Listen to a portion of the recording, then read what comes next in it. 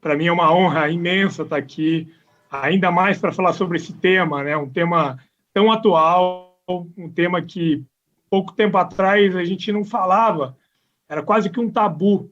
E agora a gente vê, né, a SBTD focando nesse ponto, a gente vê as organizações olhando com muito mais carinho para essa questão que é tão relevante.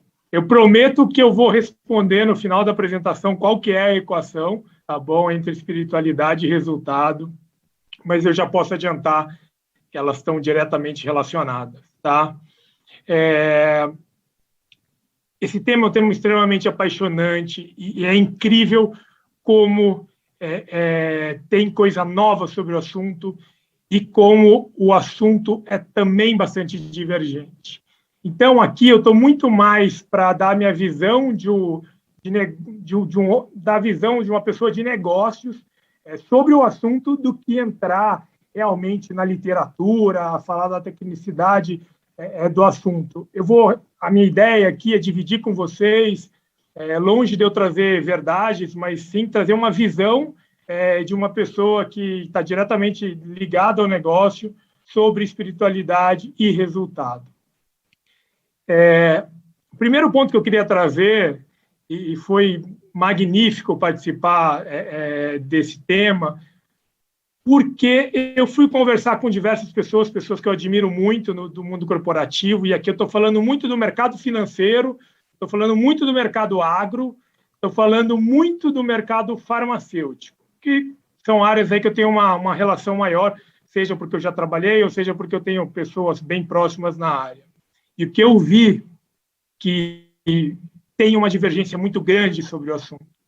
Eu mesmo tinha uma ideia que, a partir do momento que eu fui me aprofundar mais, eu transformei essa ideia. Ou seja, eu encontrei muita gente falando de espiritualidade diretamente relacionado à religião. E já posso adiantar que não existe correlação entre espiritualidade e religião. Não são coisas iguais. Também vi muita correlação, muitas pessoas trazendo uma possível correlação com terapias holísticas e uma linha um pouco mais aí, vamos chamar de holística. Bom, diante de tudo isso, fica claro que o conceito de espiritualidade dentro do mundo corporativo não existe um entendimento único sobre o assunto. E eu vou tentar trazer um pouco do que eu entendo que é espiritualidade nas corporações e também trazer o que isso pode gerar de resultado. Agora, quando a gente fala sobre resultado, é impressionante. Parece que é extremamente claro para todo mundo. A gente fala de resultado, a conclusão é crescer acima do mercado, eu atingir minhas metas, eu realmente atingir um objetivo que eu defini, o que a empresa definiu no início do processo. Ou seja, fica claro que a gente tem que se aprofundar mais em espiritualidade, porque resultado disso parece que todo mundo entende. Então, entrando um pouquinho em espiritualidade, e aqui eu estou trazendo muito mais o meu entendimento sobre o assunto, o que eu entendo que é espiritualidade, como eu acho que ela pode cooperar no nosso dia a dia, a gente vê uma relação grande entre espiritualidade e uma crença em algo maior. Acho que esse é o principal ponto, essa é a principal definição, é acreditar que tem algo maior por trás das nossas decisões, das nossas atitudes e o impacto num todo. É a busca por um trabalho com significado e a busca pela realização, não um trabalho simplesmente por dinheiro ou para vender algo, mas sim por algo muito maior e uma contribuição para um todo maior. Também existe uma correlação entre alinhamento de valores, um pensamento infinito versus o finito, eu vou falar um pouquinho sobre esse assunto, uma inteligência mais integrativa do que específica, e um sentido de comunidade e realmente uma consciência de impacto no outro do que a gente faz. Resumindo o que eu estou falando, e aí sendo um pouco mais objetivo, a gente está falando aqui de propósito, a gente está falando aqui de pensamento de construção, a competição pela evolução, não a competição para ganhar do outro, e sim o foco na evolução. A gente está falando também muito de autenticidade, a gente está falando de inteligência integrada e a gente está falando de alinhamento da cultura. E aqui tem um ponto muito importante. Talvez o primeiro tópico e o último tópico são os pontos mais fortes quando a gente fala de espiritualidade e dessa correlação entre esses pontos. Mas já que a gente está no momento de olhar para o próximo, de ir além do fato e olhar o todo, eu queria convidar vocês para assistirem um vídeo que significa muito para mim, é da minha família, é da minha esposa, e depois eu conto um pouquinho mais sobre essa história para vocês, mas, por favor, eu vou pedir para a produção colocar o vídeo.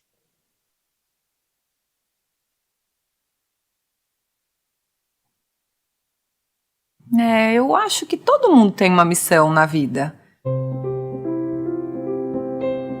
E talvez se a pessoa diga que não, é porque ela ainda não descobriu a dela. Eu sempre achei que eu tinha certeza da minha missão. Eu sempre fui muito decidida. Mas é engraçado a gente ter tanta certeza numa época que, na verdade, a gente não tem certeza de nada, né? Mas a gente aprende que tudo muda, né? As certezas, a missão. A vida deixa a gente mais flexível.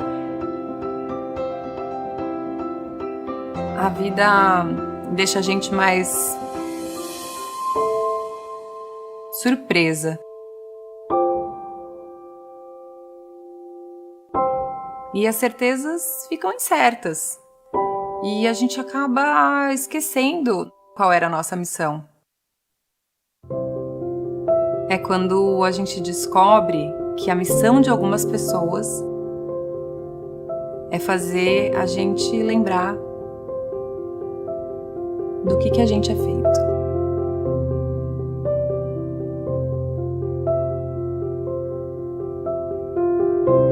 É ser ponte, sabe? Quando nossos pés perdem o chão.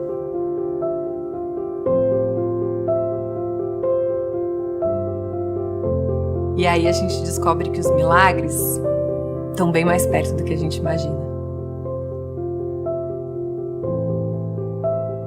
E que a nossa missão é simples. É fazer verdadeiras conexões com amigos e com os mais novos amigos. Porque junto com a nossa família, são eles que dão a força para atravessar qualquer caminho na nossa vida. E toda conexão com as pessoas que são mais importantes pra gente só faz sentido mesmo se for. Bom, esse vídeo, ele tem minha família ali. A minha esposa, há 12 anos atrás, teve um câncer. E a correlação que eu quero trazer aqui para vocês sobre propósito, sobre espiritualidade, é que vocês puderam ver no vídeo que ela fala muito sobre missão, sobre a gente ser mais flexível, sobre a gente estar aberto e sobre as certezas que mudam. E, entrando mais sobre propósito, eu queria trazer o propósito como ponto principal do nosso engajamento. Se a gente for estudar, né, a gente tem bastante gente da área de saúde aqui, e avaliar por como as pessoas superam algo, como as pessoas se dedicam ou se empenham mais por algo, isso tem uma relação direta com o propósito. O propósito, ou seja, ter algo grande para você correr atrás, você entender tua missão, você entender o porquê, vai fazer com que você realmente se dedique mais, se empenhe mais. Se a gente olhar para questões mais difíceis, se a gente olhar os estudos sobre pessoas que sobreviveram em guerra, que ficaram como prisioneiros do outro país, e a gente vê quem sobreviveu, existe uma correlação direta com o propósito, da razão, do porquê que aquela pessoa tinha e por que ela estava tão disposta a seguir em frente, por mais difícil que fosse. Propósito é, sem dúvida, um dos pilares aí dentro da espiritualidade que faz com que a gente realmente pense o quanto a gente está se dedicando a esse ponto. Os gestores vão ser as peças fundamentais para essa transformação. Vocês vão ver que aqui na apresentação eu vou falar muito do que a gente pode fazer para a gente melhorar, para a gente conseguir ter isso mais dentro do nosso dia a dia. E os gestores são peças fundamentais dessa transformação. Conhecer profundamente, genuinamente, cada colaborador, entender os motivadores, entender o que está por trás, entender muito mais do que o profissional, entender a pessoa, é vital para a gente entender o propósito e, muitas vezes, ajudar a encontrar o próprio propósito. Gerar essa confiança é vital, e gerar uma confiança não só dele acreditar em você ou dele acreditar na companhia, mas a confiança que os valores são parecidos. A gente motivar as fortalezas individuais de cada um dos colaboradores vai gerar essa conexão. A valorização da autenticidade, ou seja, cada um realmente poder ser quem é, sem criar inúmeras máscaras, né? Eu lembro que 10 anos atrás se falava muito de que o mundo corporativo tinha uma ligação direta com o teatro, que a gente realmente tinha que colocar uma máscara e ser uma outra pessoa. Isso tem sido questionado muito, porque essas pessoas são boas pelo que elas são, porque elas não podem ser elas mesmas. O fato de construir junto e não receber algo e fazer é um ponto que tem uma relação muito próxima de propósito, e a maneira de se fazer tudo isso, eu acredito fortemente que é através de uma conscientização, não de temos que ser, temos que fazer, e sim de por que a gente tem que ser, qual é a razão de tudo isso. Isso tem uma correlação direta com o propósito. Existe um trabalho grande da Gallup, que é uma das maiores uma das maiores empresas de pesquisa do mundo, feita em 2021, que gera uma correlação entre aumento de produtividade, 4,4%, e uma redução de turnover bastante grande, aí de 8%, quando uma empresa tem pessoas trabalhando com um propósito. E esse propósito está ligado ao propósito da companhia. Indo um pouco mais aí, entrando um pouco mais profundamente, né, esse é uma pirâmide aí da Wharton Business Consulting, que traz também essa correlação, e aí ele traz alinhamento, traz autenticidade, chegando em performance e mostrando que propósito e performance têm uma correlação muito grande. Tem um vídeo, eu não vou passar aqui porque ficaria muito longo, mas eu recomendo fortemente para vocês assistirem, chamado no TED Talks, é um dos vídeos mais assistidos do TED Talks, chama The Golden Cycle, que é do Simon Sinek, né, uma pessoa que fala muito sobre a questão de propósito, e ele defende que o reason why, né, a razão do porquê a gente existe, a razão do porquê a gente faz algo, é muito maior do que o que ou como. E as empresas que têm a razão dentro da sua cultura, como ponto central da sua cultura, são as empresas que performam muito melhor. Né? No vídeo ele fala muito da Apple. Né? A Apple nunca quis ser melhor do que outra empresa. Ela sempre quis ser melhor para as pessoas e para quem estava lá. Ela tem uma razão de existir muito clara. E quando a gente compara com outras empresas, fica claro que empresas que eram bem mais poderosas financeiramente, que não tinham esse why claro, que a Apple performou muito melhor. Então, aqui a gente consegue já começar a ver uma correlação entre performance, resultado e cultura e razão de existir e propósito. Indo para o segundo ponto, né, pensamento de construção e a competição pela evolução, aqui é um ponto muito importante, e aqui é quase que uma quebra de paradigma, né? A gente a nossa educação empresarial e de uma vida como um todo, nos esportes, é sempre vencer o outro, né? Ganhar do concorrente, ser o melhor. Quando a gente fala de uma empresa infinita, né, e tem um livro sobre isso também, que é o Jogo Infinito, também do Simon Sinek, que é uma pessoa que fala muito sobre o assunto, ele traz como uma coisa infinita, uma evolução infinita, e não a gente ter vitórias sobre um concorrente ou sobre o lançamento de um produto. Ele fala de uma evolução,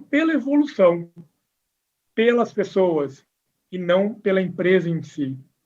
Isso significa ter visão de longo prazo, isso significa olhar a causa e não o produto. Isso é sobre não ganhar de um concorrente, é sobre perpetuar uma empresa. E é não sobre extrair o máximo de uma pessoa, mas sim conseguir e fazer com que as pessoas desejem dar o seu máximo. Né? Lá, muito tempo atrás, Henry Ford já falava, né? Um negócio que nada faz além de ganhar dinheiro é um péssimo negócio. Então, apesar de ser um tema que a gente está debatendo muito agora, a gente está falando de um assunto que já era percebido por pessoas que revolucionaram a indústria, que revolucionaram o mercado, que já percebiam esse movimento. E é muito legal que agora a gente realmente está dedicando um tempo maior para refletir sobre esses pontos. Até então, a gente vê muito as pessoas separarem os dois pontos. Resultado é uma coisa, espiritualidade, bem-estar, propósito, felicidade é outra. E não é. As coisas podem coexistir. E coexistindo, a gente vai ver que uma coisa está ligada diretamente à outra, em muitos casos. E a gente vai falar sobre essa verdade, que ela não é absoluta em alguns casos. Então, gostaria de ir para o terceiro ponto, que é a autenticidade. Autenticidade e resultado. A autenticidade tem 3 pilares, que é autoconhecimento, que é agir de acordo e filtrar influências externas. De novo, a figura do gestor aparece muito forte aqui. E aqui a gente não está falando do RH. O RH ele pode ser um apoiador da causa, mas quem vai garantir essa cultura viva e vai realmente ser um modelo para o time é a liderança, é o gestor. Então, tem um papel importante, né, da cultura, que o RH vai ajudar nessa construção, mas garantir que isso realmente vai ser feito e ser um modelo, exemplo, vão ser os gestores. E é completamente factível. A gente motivar esse autoconhecimento, a gente criar fóruns para autoconhecimento, a gente gerar conversas para autoconhecimento é vital, porque muitas das pessoas não olham com carinho para esse assunto. Então, a gente despertar esse interesse, e quando já existe o interesse, conversar sobre o assunto, ser um facilitador do assunto, é muito importante. Motivar a ação alinhada com esse autoconhecimento, com o que gera felicidade, também é muito importante. E também é um papel muito importante da gestão saber filtrar as influências externas, saber influenciar para cima quando necessário e mostrar o quanto isso pode ser valioso e filtrar para passar para o restante do time. Estimular esse tripé da autenticidade, resultando em maior felicidade e, consequentemente, maior felicidade gera maior engajamento, que gera maior resultado, é o nosso papel. Trazer esse tema à tona e mostrar que existe uma correlação entre satisfação, felicidade, maior entendimento do que está acontecendo e de aprendizado, com a autenticidade, e que isso também vai estar relacionado a resultado, é algo fundamental. A liderança autêntica está relacionada ao melhor performance através do maior engajamento e relações transparentes. A gente colocando a autenticidade, permitindo a autenticidade, motivando a autenticidade, a gente também gera relações mais transparentes. Lembra que eu falei sobre o teatro do passado? Quando a gente começa a reduzir isso ou acabar com isso, as pessoas elas se tornam mais transparentes, se tornam mais seguras para serem o que elas são, filtrarem menos, e a gente passa a ter uma relação muito mais real e menos surpresas. Entrando aqui em inteligência integrada, aqui a gente está trazendo um conceito super antigo e que é muito atual, que é Maslow, que é a pirâmide de necessidades do ser humano. Maslow trouxe o conceito, né, das necessidades fisiológicas, sociais, cognitivas, realização pessoal, há muito tempo atrás. E é muito estudado pela psicologia. Mas foi pouco debatida pelas empresas, ou talvez pouco considerada, durante um período muito grande. A gente está debatendo sobre esse assunto, e de uma maneira um pouco mais intensa, de 2, 3, 5 anos para cá. Realmente, agora o assunto começa a tomar muito mais tempo. O foco do indivíduo, depois indivíduo e organização, e agora indivíduo e sociedade, passa a ser uma questão não só para os colaboradores, mas também para o cliente. Hoje a gente consegue ver clientes cobrando das empresas uma postura de preocupação com a sociedade, não só de preocupação, não só de preocupação com o indivíduo, ou com a empresa, ou com a organização. E isso faz com que as empresas que estão com muito foco em resultado abram os olhos e realmente entendam que isso faz muito sentido, que além de ter um benefício vital para os colaboradores, tem um benefício também para o consumidor, em relação ao consumidor, que vai olhar para a tua empresa de uma maneira diferente. Se a gente for olhar ali o pilar da pirâmide, que a gente fala de realização pessoal, existe uma correlação com espiritualidade, que é o propósito, que é entender o teu papel, que é uma realização plena. E aqui eu queria chamar, e aí fazer um contraponto, sobre também essa exigência da felicidade, né? Sobre esse tema, que muitas vezes é contraditório na literatura, e está longe de ser uma verdade absoluta, e que traz um contraponto sobre essa obrigatoriedade de ser feliz, de encontrar a realização. E o ponto que a literatura traz, tem uma matéria bem robusta sobre isso na Business Harvard Review, que fala sobre essa pressão de ser feliz. E o quanto isso pode ser ruim quando as pessoas entendem que ser feliz é estar bem todos os dias numa empresa. É você entender que não terão dias difíceis e entender que você tem que estar 100% realizado todos os dias. Então, existe um cuidado também entre entender o que é possível e o que a gente tem que procurar versus o que a gente deveria ser obrigado a sentir e pensar. E isso gera uma ansiedade muito grande, porque é impossível estar feliz todos os dias, é impossível ser realizado todos os dias, em todos os momentos. Então, existe um cuidado em entender que a gente pode ter muito mais propósito, ser muito mais realizado, ser muito mais feliz, mas que também é normal isso não ser todos os dias. E é normal que a gente tenha que lidar com isso e viver bem com isso. O que parece não fazer sentido é isso se tornar uma rotina que parece não ser viável nem para a saúde das pessoas, é você trabalhar todos os dias sem você se realizar. Maslow já falava sobre isso. Isso vem à tona de uma maneira muito forte.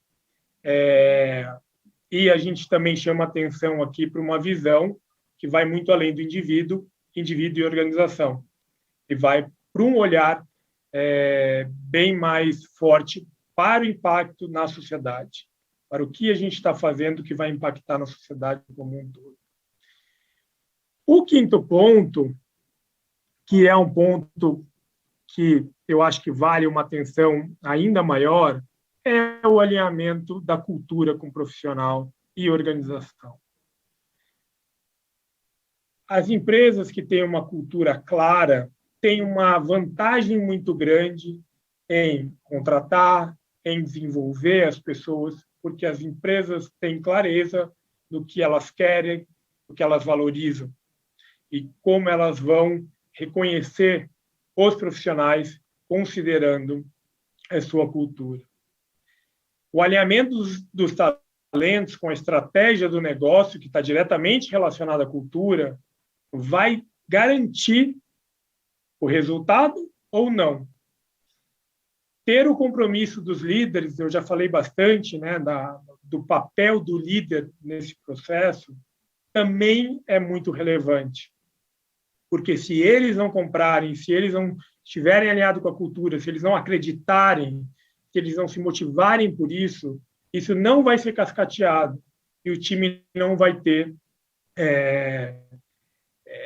vai entender que isso não é uma verdade e não vai se engajar.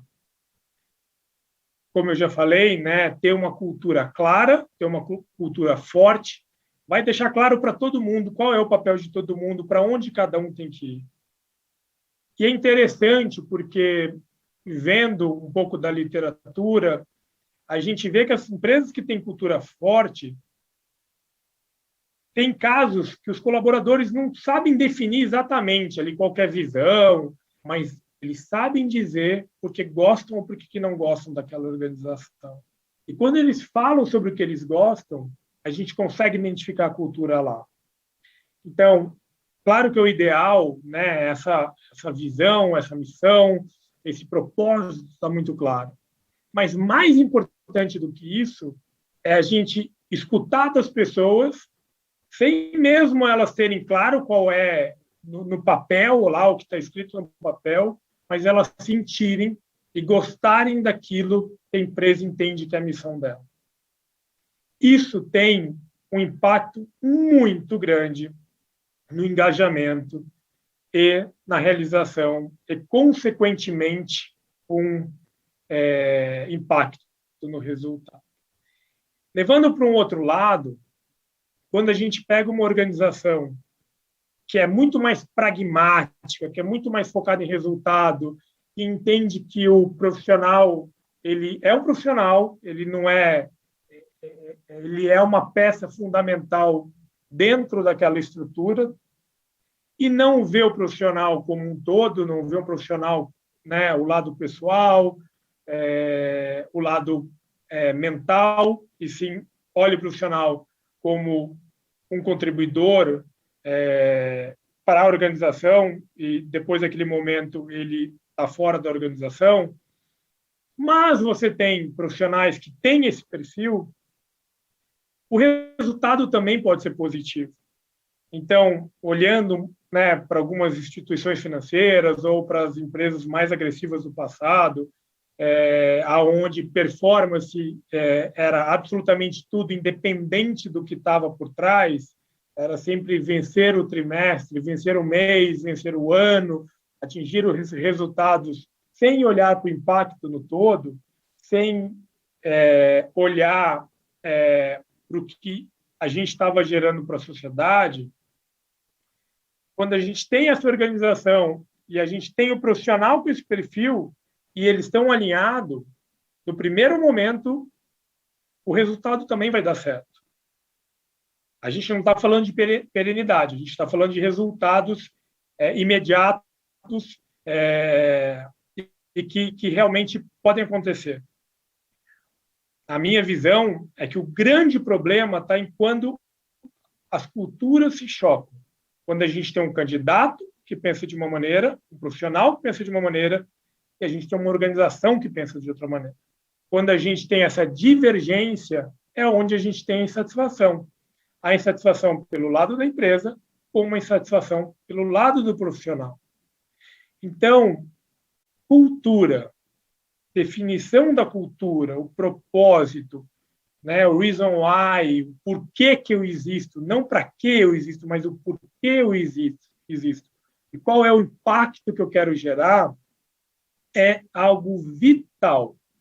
Mesmo que não seja tão bonito, é importante estar claro, porque se estiver claro, a gente vai encontrar profissionais com aquele perfil e vai encontrar profissionais com outro perfil para outro tipo de organização. Então, aqui é o ponto que eu vejo de maior risco e oportunidade para as organizações. E aí vem uma questão: como a gente fortalece cultura, né? A gente olha a cultura, muitas vezes, como uma diretriz da organização, como um papel do RH, como eu já falei, como quase que um ser à parte aqui. Cultura é a gente, cultura são as pessoas que estão na organização e que vão construir. Mas, é claro, quando a gente tem uma mensagem clara, né, a gente tem walk talk, né, então que está escrito, mas a nossa atitude é alinhada com aquilo, o nosso motivo de existir está claro, e a gente premia, a gente reconhece, a gente valoriza as atitudes que estão alinhadas com isso, a gente fortalece a cultura. Comportamentos consistentes, autênticos e principalmente pela liderança, né, eu volto aqui a falar do papel da liderança, são vitais para que a gente tenha a construção da cultura. Tudo começa na contratação. Então, entender o candidato, entender as pessoas, entender o que realmente as motiva, deixar claro, né, o nosso papel, o papel da organização, é muito importante. Porque contratando pessoas com valores parecidos, contratando pessoas que valorizam as mesmas coisas que a empresa valoriza, a gente já tem 80% do caminho andado. Tudo isso vai fazer com que os funcionários saibam o que é esperado deles. Isso vai fazer com que as pessoas sigam no mesmo caminho e não entendam que tem que fazer uma outra coisa que a empresa realmente não vê valor. Porque ver valor depende da visão de cada um. Tem algumas pessoas que entendem que valor é ter uma cultura mais focada em inovação, outro que entende que é mais ter uma cultura de share, outra de mais rentabilidade, a outra enfim, de inúmeras possibilidades. Quando a gente fala de cultura, a gente traz pessoas alinhadas e a gente deixa isso muito claro, a gente tem, sem dúvida, mais resultado. Aqui tem uma pesquisa feita na Inglaterra que fala que dá, né, quando as pessoas estão conectadas, elas estão dentro de uma cultura que tem a ver com elas são 12 vezes mais produtivas do que, né, as empresas que têm pessoas que não estão alinhadas com a cultura, ou que não acreditam na cultura.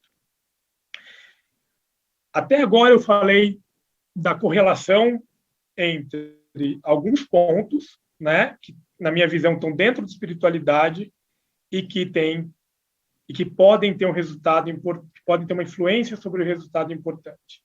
Quando eu entro em cultura, eu trago uma variável, que é, mesmo a empresa tendo a espiritualidade como centro da sua cultura, quando ela traz um colaborador que não está alinhado com essa cultura, o resultado pode ser ruim. Por quê? Porque as crenças não estão ligadas. E aí eu já falei um pouquinho de cliente externo, né? Aqui, quando a gente fala de cliente externo, mesmo para as empresas mais pragmáticas, mais duras, que menos estão preocupadas com sentimento, preocupada com todo, preocupado com a sociedade, elas realmente param para escutar. Porque aqui a gente está falando do cliente externo, a gente está falando de quem vai colocar o dinheiro na empresa, quem vai comprar o produto. E fazendo uma análise do comportamento do consumidor, e a gente trabalha muito isso no marketing, e a gente faz essa análise, principalmente nos últimos 3 anos, aí, considerando o que aconteceu no mundo, com o Covid, e tudo que vem mudando, a gente vê uma mudança. A gente vê uma mudança do comportamento do consumidor. A gente vê alguns fatores, como o cliente hoje não quer perder mais tempo, ele quer provas sociais, e o cliente hoje busca opinião na internet sobre empresas e produtos antes de comprá-los. Ele sabe muito sobre o seu produto e muitas vezes ele sabe mais do que o seu contribuidor. Existe uma nova geração que traz uma nova forma de comprar. E entender isso é muito importante. Agora eu queria chamar atenção para esse ponto. Os valores da companhia hoje importam muito. Hoje um cliente, hoje um consumidor, ele está olhando para o comportamento da empresa, para a atitude da empresa e está vendo se os valores dessa empresa são compatíveis com os valores dele antes de tomar uma decisão. Ter uma experiência com menos atrito também é muito importante e entender essa jornada do cliente e a experiência dele é realmente muito relevante. Aqui tem uma flechinha aqui, né, destacando os valores da companhia, porque quando a gente pega uma nova geração, a gente pega um novo cliente que olha muito mais para uma atitude e impacto na sociedade de uma empresa, a gente começa a ver clientes, pessoas tomando decisão ou levando em consideração o que essa empresa faz, como ela age e como ela se preocupa, tanto com seus funcionários como com a sociedade. E aqui a gente está falando do impacto real de resultado. É óbvio que tem uma grande parcela de pessoas que olham para preço. E preço é, sim, um fator que influencia muito. Mas não é mais o único ou um dos fatores mais importantes. Outras variáveis estão entrando em jogo. Ter uma experiência positiva, ter uma empresa que tem valores próximos ao dele é muito relevante. E aí a gente chega, então, na equação entre espiritualidade e resultado. Eu estou chegando aqui quase nas 18 horas, então vai ser meu último slide. E aqui eu me arrisco aqui a fazer uma loucura de propor aqui uma equação entre espiritualidade e resultado. Essa equação que vocês estão vendo aqui, C, E igual a P mais C mais A mais I igual a CT mais PF, a gente vai ter maior MR, significa que a espiritualidade é propósito, mais atitude construtiva, mais autenticidade, mais inteligência integrada, e existir alinhamento da cultura com o perfil do profissional, a equação será positiva, gerando melhores resultados. Ou seja, a gente consegue, através do que a gente vê na literatura, e aqui trazendo uma experiência, ver uma correlação, sim, entre espiritualidade e resultado, desde que a cultura da empresa esteja alinhada com a cultura do profissional. Isso estando alinhado, a gente vai ter um resultado maior e a gente consegue ver uma correlação entre esses dois pontos, gerando essa equação. Eu acredito que a gente vai ter um tempo aqui para perguntas e respostas. Cadê aqui às 18 horas, que era o objetivo da gente seguir a agenda. E queria dizer que, como eu falei no início, né, longe de querer trazer verdades, aqui é muito mais uma reflexão, muito mais uma provocação do que a gente pode gerar de impacto positivo na sociedade, gerar de impacto positivo nas pessoas.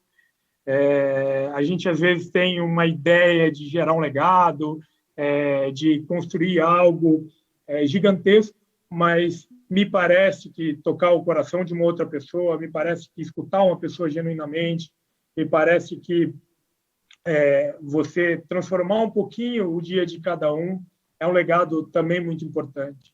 E está nas nossas mãos, mesmo que você não seja um líder, mesmo que você não tenha nenhum contribuinte abaixo, a gente tem todos os dias oportunidade para tocar o coração de alguém, para contribuir e fazer desse mundo um lugar melhor, transformar as empresas e gerando resultado. Uma coisa está diretamente relacionada à outra, na minha opinião.